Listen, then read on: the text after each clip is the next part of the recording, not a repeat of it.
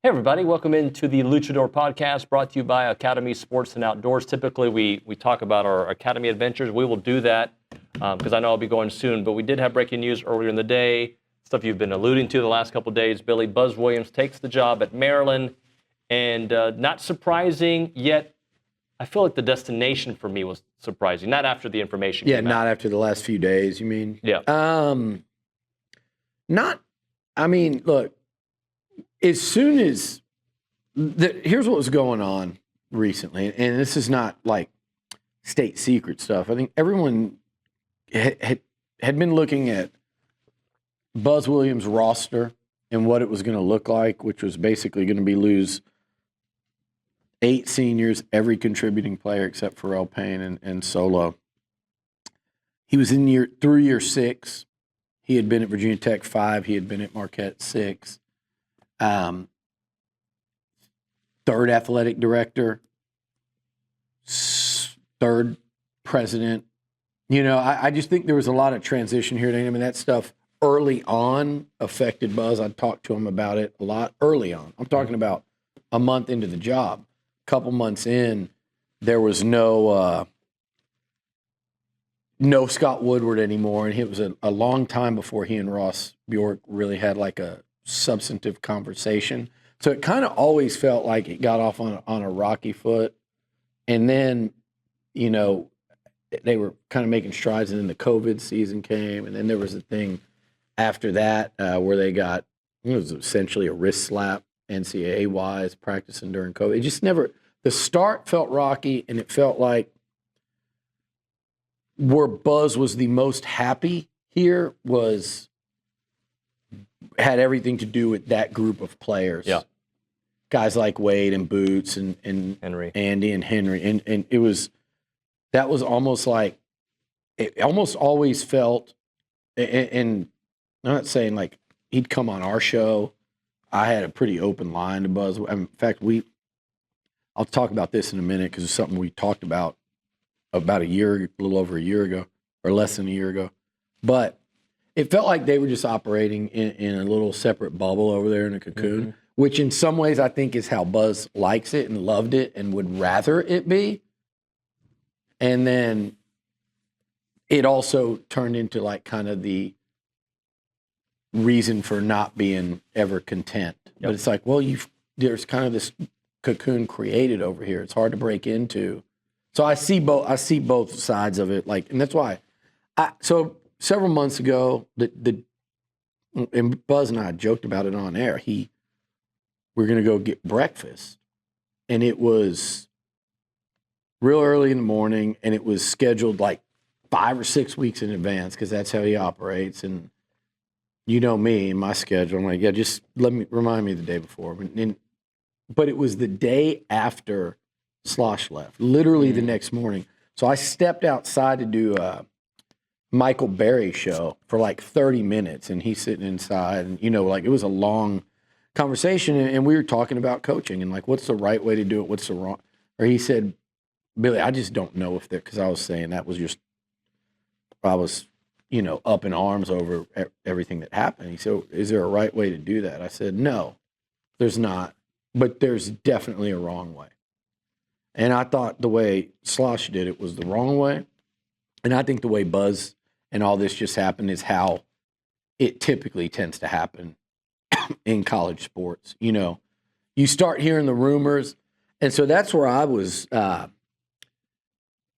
A&M side, you could tell over the last few days and really over the last few weeks, people were like, yeah, there's a real chance he could leave. But it was always like, who's going to hire him?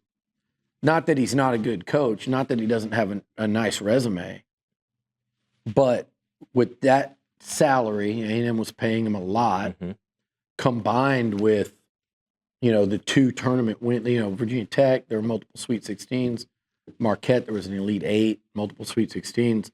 A&M, there wasn't that, and the salary was top 10 and eventually top 15. Where is that mesh point? Oklahoma State made a run at him last year. I heard a couple years ago, people were telling us behind the scenes, or telling me he was making a hard run at Tech. It's always kind of looking around, and that's been kind of his MO, and that's not any different than a lot of basketball coaches. Yep. Mark Turgeon was that way. Billy Clyde was that way. It's something in the water, not just at A&M, but with college basketball coaches. And who knows? Maybe in another day or two, we're talking about the same thing in the opposite of a coach. That's what A&M's trying to do to some, a coach or two right now. So it just, A&M side was kind of like, we talked about, like, we got this contract. Firing him sure doesn't feel like an option. On the flip side, it's like, if Maryland doesn't hire him, where does this go? As you guys know, I was very concerned that if this didn't go through with Maryland, that A&M and Buzz were going to be in an untenable position. Mm-hmm. And with the way things had gone those last few days, and I think we talked about this yesterday morning, with the way things had gone, I might have written it last night or today, A&M would almost had to have fired him. So because of that, because there was no communication right up until, I don't even know if there's been, I was told right before all this started getting out, what tipped me was just hearing people here going, man, we're not expecting him back. And that was based on, they've heard basically, radio silence. At least up until yesterday, complete silence. Mm-hmm. And then on the other side of it, I'm getting texts from my people that are real plugged in at Maryland saying, is Buzz thing really happening, with like a question mark? But a couple days earlier, they're like, yeah, he wants it, but he's down on the list. So that was a shift. Combined with that shift, and you're going, okay, well, I think with A&M, though, at that point, you'd have almost had to fire him and eat all those millions. But because of that, I'm of the opinion this deal was done. From the very time Goodman mentioned it, and as soon as Willard left, and maybe even, I think that deal, not necessarily, it's not done because they purposely do it where it's not done so they don't have to pay that extra million that they saved today. But I think there was an agreement, because that's the only way it would make any sense for Buzz to go completely radio silent with everyone.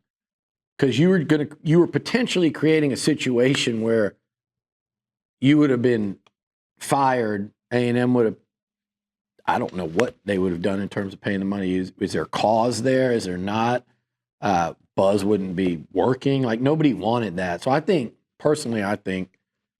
something happened late last week, or what day are we on now? So yeah, something happened either late last week or over the weekend, or there wouldn't have been that level of going into the bunker. Go ahead. Well, I was going to, here's the part that I'm confused, concerned. I don't know, that concern's not the right word. Yeah. Why Maryland? Understanding their situation of why their last head coach left, lack of an AD, what was his future here? He had a contract. I don't know. It seemed like he pushed for that job. And I don't think A&M was going to. He had come up to a point in time where actually by today, another thing that was April 1st was A&M was going to have to decide if they were going to add years, extend that thing by today. I think knowing they weren't going to add a multi-year extension, knowing he was completely rebuilding that roster, I don't think, on some level, it's like beggars can't be choosers. Yep. And I think Buzz wanted out. There weren't a lot of options like that. I know Miami made a run at him, but that was, I don't know that he'd have gotten that over Giles. But there is a level of beggars can't be choosers both ways there, for all the reasons you said about Maryland. It wasn't like they were going to go out and get the hottest name in coaching. I think Buzz is a safe hire for them. I think Buzz will do for them like he did here, which he had. People like to twist and do things in 2025 because, quite frankly, there's a lot of, cover your ears, kids, a lot of assholes on social media, a lot of jerks. And they'll take this the wrong way, but there's a reality here. Buzz built a really solid SEC program at A&M. You know, Billy Kennedy had the most postseason success of any coach here with the 2 Sweet 16s. Billy Clyde, I think, is the best coach we've ever had. And he started this. This was like the Aggies' 11th tournament in the last, like, just under 20 years. They typically go now. They used to never go. But Buzz built a solid SEC program. I don't know where they are in the last few years if you rank them. Off the top of my head, are they sixth in the last 3 years? Yeah. You got to put Arkansas ahead because of postseason success, which is what matters most in this sport. And the obvious are, it might have been seventh. The obvious are Auburn, Alabama, Tennessee, Kentucky, Arkansas, Florida. Probably there's A&M. Like they were a solid SEC program. They had the conference tournament title game appearances back to back, the semifinal. People forget 2 years ago they were 1 game off the SEC title pace. Mm-hmm. I think, am I wrong to say they were 15-3 in the conference? And they beat Alabama, who was 14-2. Yep. But the postseason, meaning where it really matters, March Madness, that success eluded him that he achieved at Virginia Tech, that he achieved at Marquette. And that, I think, was the expectation, and they couldn't get there. You see Arkansas get there no matter what they're doing in the regular season under Muss. You see Calipari do it. You see Chris Beard do it in year 2 at Ole Miss. You've seen other SEC programs get there. At times it didn't have the regular season A&M had. And then there was I think the postseason disappointment against Penn State. They were unable to get over that hump. So I just think it was time for both sides. I do. And this, I think every A&M fan listening would agree that, like, this does not feel anything like losing the baseball coach. Right. I don't see a lot of anger and hand-wringing. I don't see a lot of people, jumping off the cliffs. Now, they're probably saving that to wait and see who the basketball hire is. But this move and this decision, I think, was you could damn near call it a mutual parting of ways. You could damn near call it that, even though it took Buzz making the decision to leave for it to happen. What's so fun about fun? It can take any form. Be a sacred ritual. Who wants chicken? Or a random whim. For us, fun is everything. Academy Sports and Outdoors. Have fun out there. So then the next question is, will they spend the money to get the right coach at Texas A&M? Answer, yes. Again, that is a two-way street. Right. For those wondering, would they spend the money? Name a name. Chris Beard. Yes, they would. Name a name. Graham McCaslin. Yes, they would.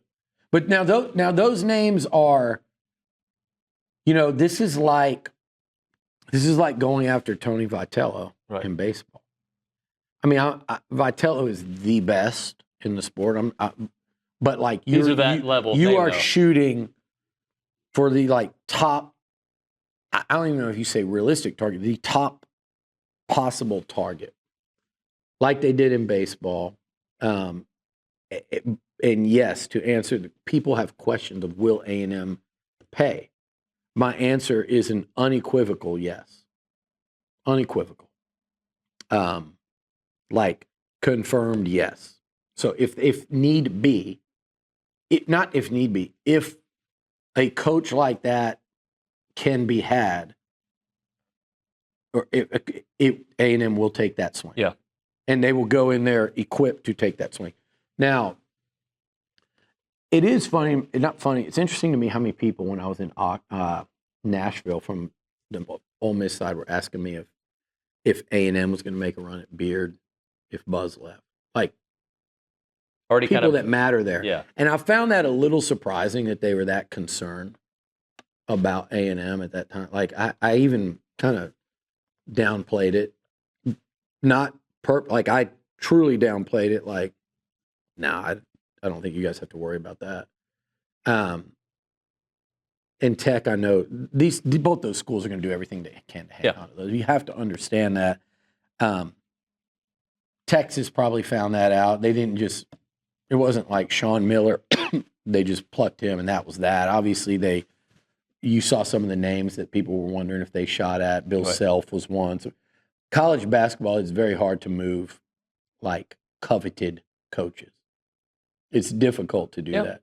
It's more like some of those other names I said, like Underwood's doing really well at Illinois. Would he leave to come back to Texas? And I'm not even saying he's a target for A&M, but like Porter Moser, obviously, has been here a couple times. Would he, you could see those guys moving around from OU to A&M or from, but the big dogs, those schools are going to cling to them with everything they've got. Could you imagine how hard Ole Miss will fight to keep going what they've got going there right now? Maybe even to a fault. Like Texas A&M with Jimbo Fisher. Yeah. Like even to a fault when you get in that type of situation where you go, damn, we've got a really good thing going. We can't let it go, even if it overextends us. See, if I'm A&M, I'm shooting that shot. I'm going after McCall. Like, I'm making those teams pay and overpay. And if we win that battle, it's a win.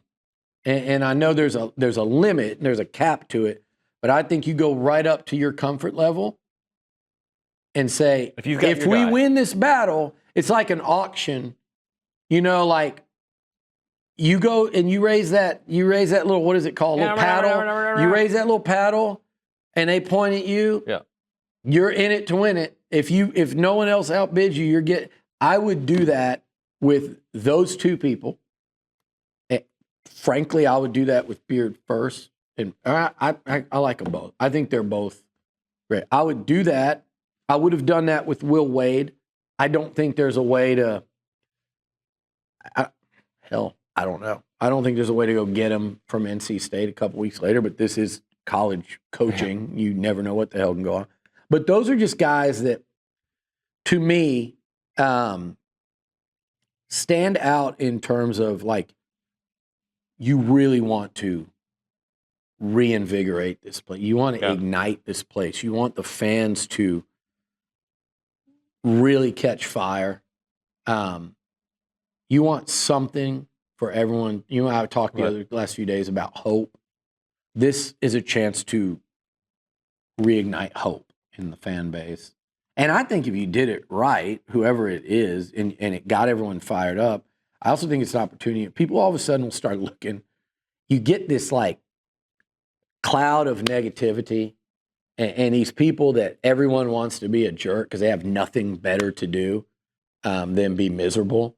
Even they start to come up from you guys. By the way, some of y'all are listening. You know who I'm talking.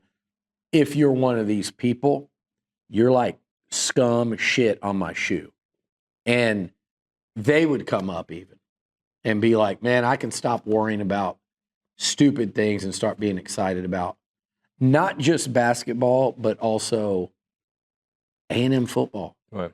And start looking at that differently from a prism of, like, wait a second. We were one stop on fourth down away from playing for an SEC title last year in Atlanta in a rematch against Texas in year one of the coach. We had a couple of top 10 wins last year in year one. Like, we got a promising young quarterback. We've got, and start. I just think the wiring would re-switch. It would switch up a little bit, and people would start looking at things better. There's got to be something that just kind of sparks this thing right now, because we're all, you, me, people covering it, fans, everybody is just kind of looking for that something. It's an opportunity to do that. Those names are going to be very difficult, if not impossible, to attain. Very difficult. You can sit there and try to explain why. There are reasons. You go, oh, yeah.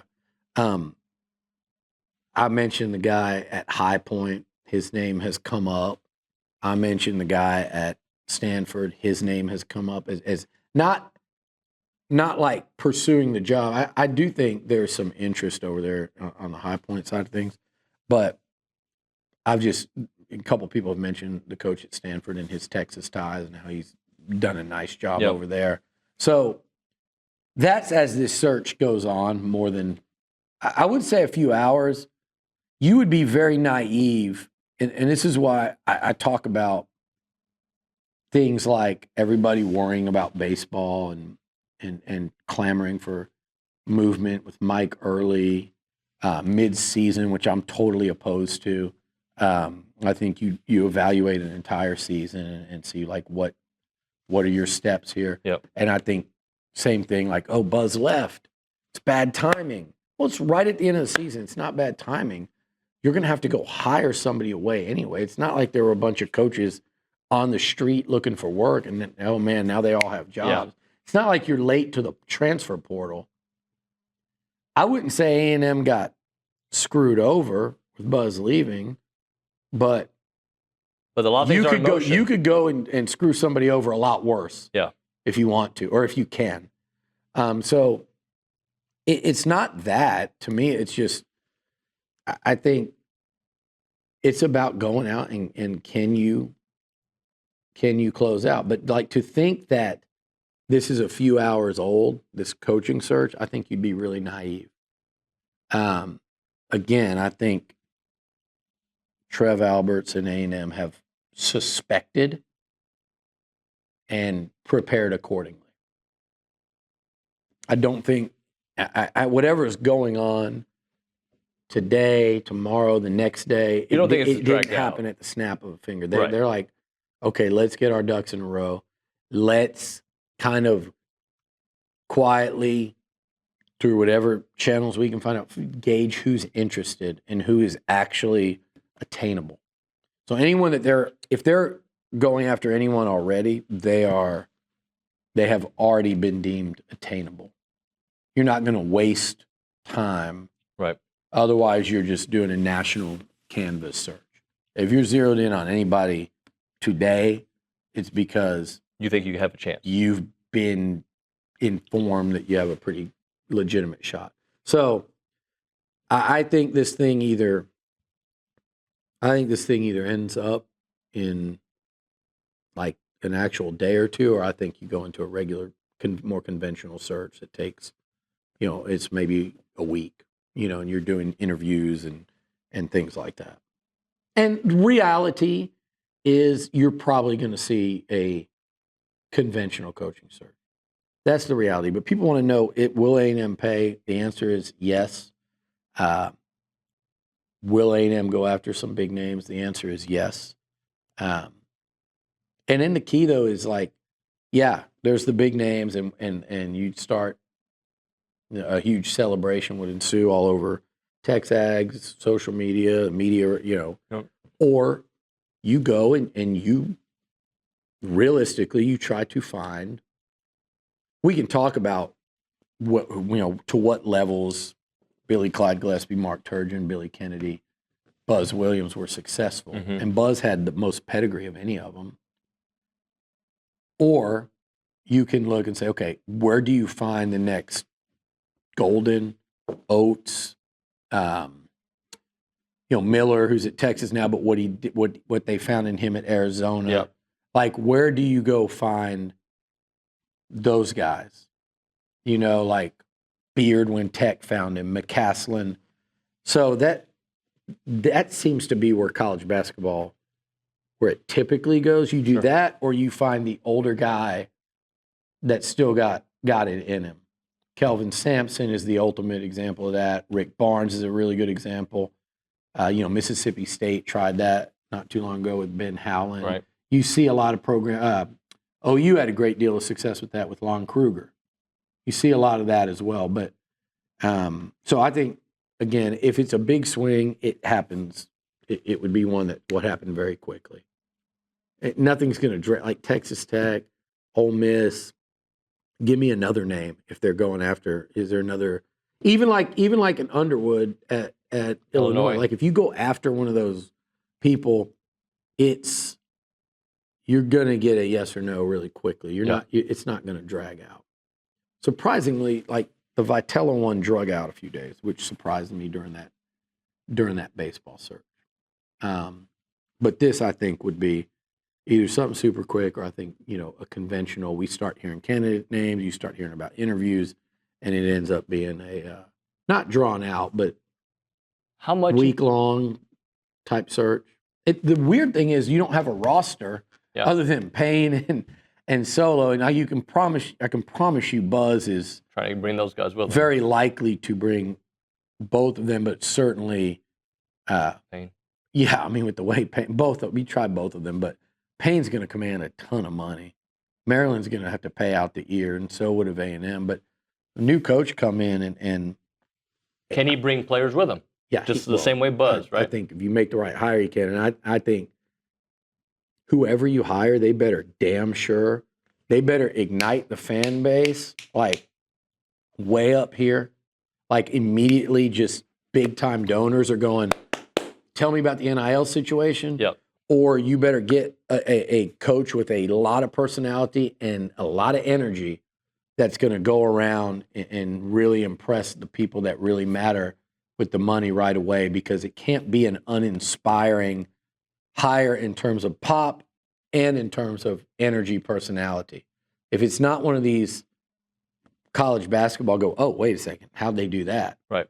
If it's not one of those, it better be. It better feel like Jamie Morrison on the volleyball side. Yeah, it better be somebody where everybody that meets him goes, damn, I'm not going to lie. That's the guy. And then shortly after that, they're, writing checks to help out.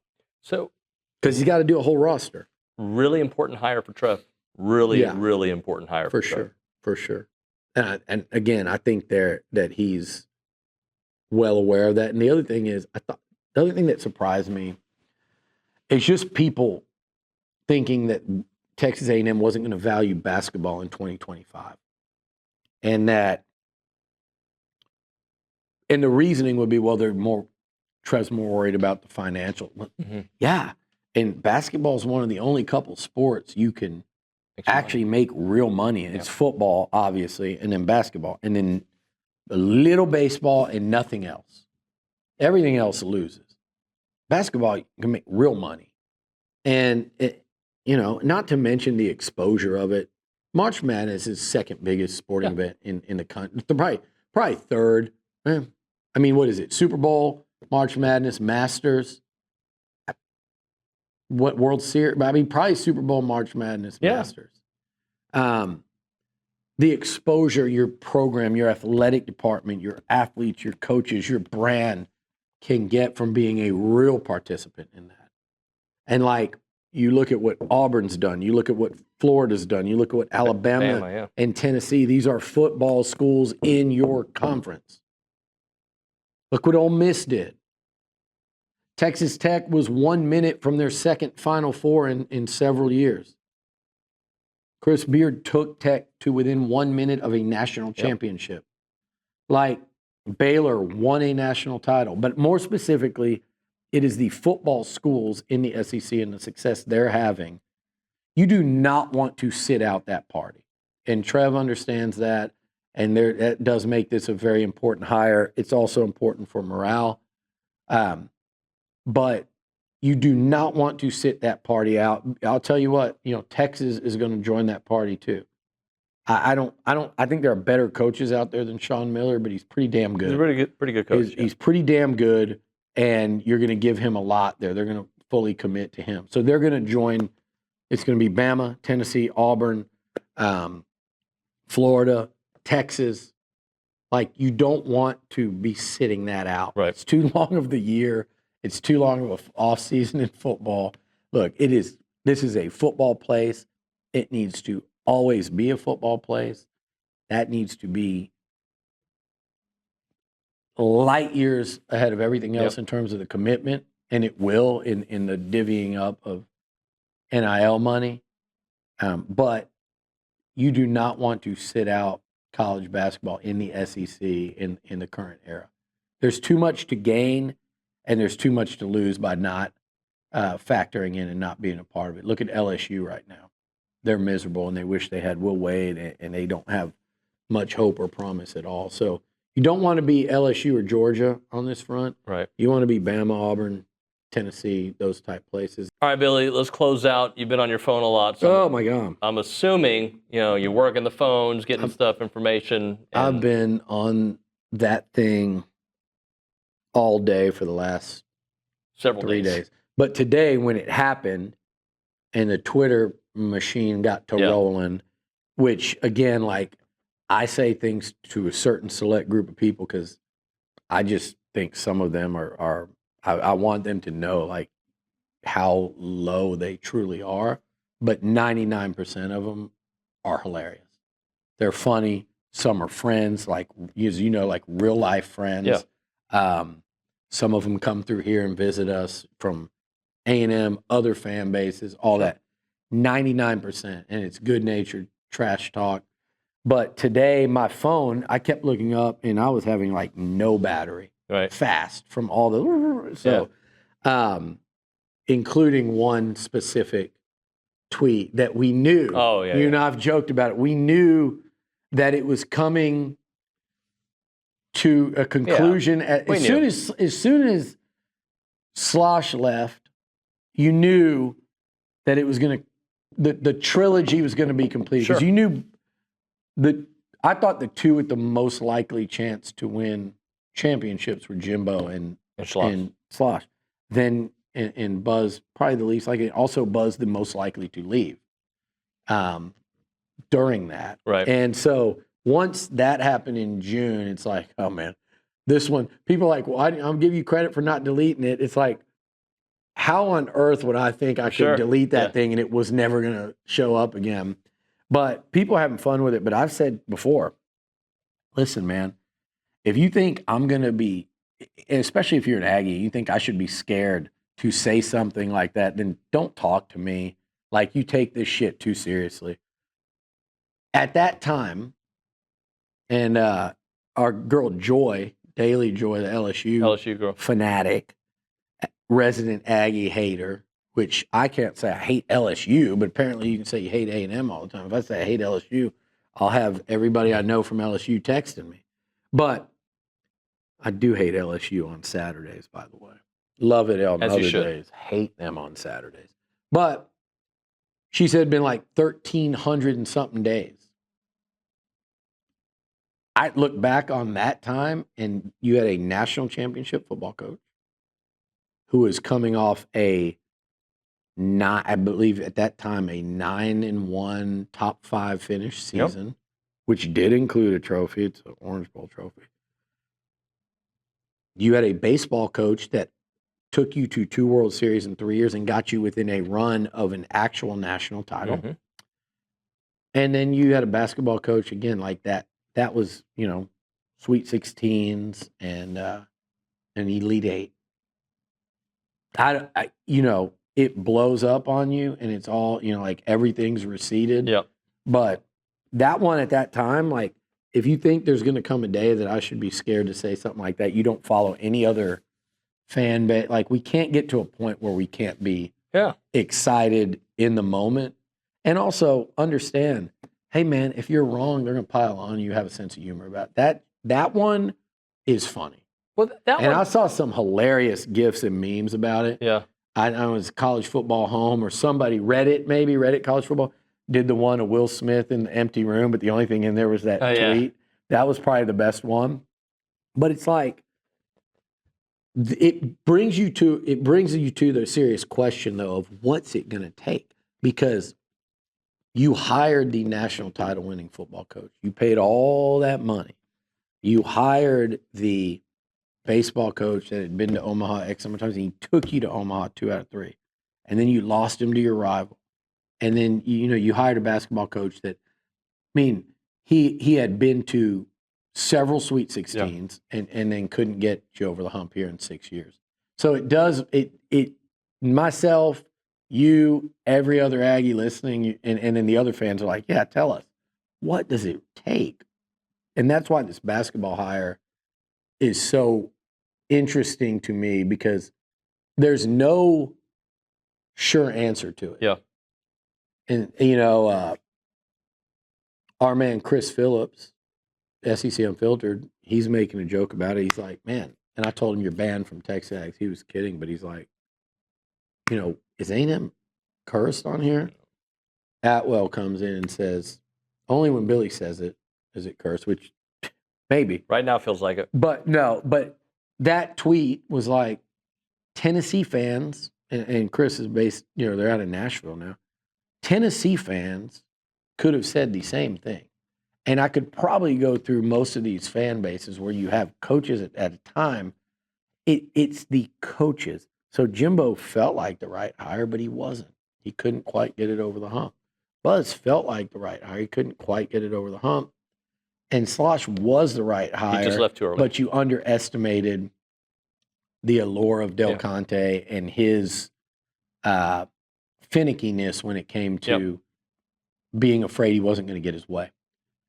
But everything has to be right. But if you're Texas A&M, and so Tennessee got it right. Rick Barnes, Tony Vitello, Josh Heupel after like 4 tries in football. Yeah.